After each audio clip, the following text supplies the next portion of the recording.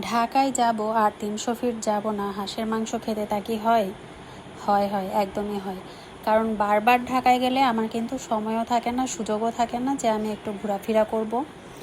বারবারই কোনো না কোনো কাজের উদ্দেশ্যেই ঢাকায় যাওয়া হয়, হয়তো মাকে ডক্টর দেখাতে বা আমার কোনো ক্লাস থাকে সেই জন্য।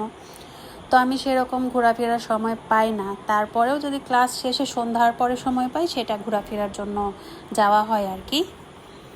তো হ্যালো এভরিওয়ান, আসসালামু আলাইকুম। আমি অর্চনা আবার চলে আসলাম আপনাদের সাথে একটু বকবক করার জন্য।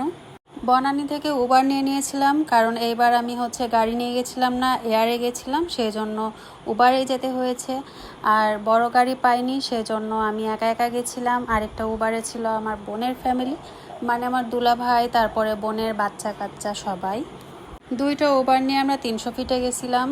তো রাস্তায় ভালোই জ্যাম ছিল, আবার ফাঁকাও ছিল। এই যে দেখেন, এই জায়গাটা ৩০০ ফিটের সেই ভাইরাল রোড, যেখানে সবাই টিকটক করে, তারপর রিলস ভিডিও মেক করে। তো আমরা সবাই ৩০০ ফিটে চলে যাই আর খাবার অর্ডার করে দিই। এখানে ছিল গরুর বট, হাঁসের মাংস, দেশি মুরগির মাংস, রুমালি রুটি, তারপরে চাপড়ি না চাপাতি কি বলে সেটা ছিল। খাবার মোটামুটি ভালোই ছিল, 7/10।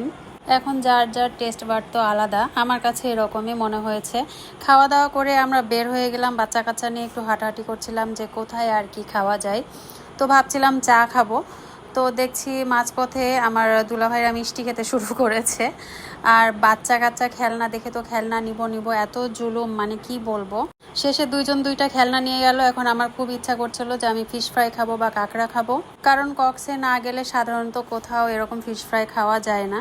আসার সময় আমরা যেহেতু বড় গাড়ি পেয়েছিলাম, মানে মাইক্রো পেয়েছিলাম, সেজন্য সবাই মিলে একটা গাড়িতে অনেক হই হুল্লোড় মজা গল্প করতে করতে আমরা চলে এসেছি।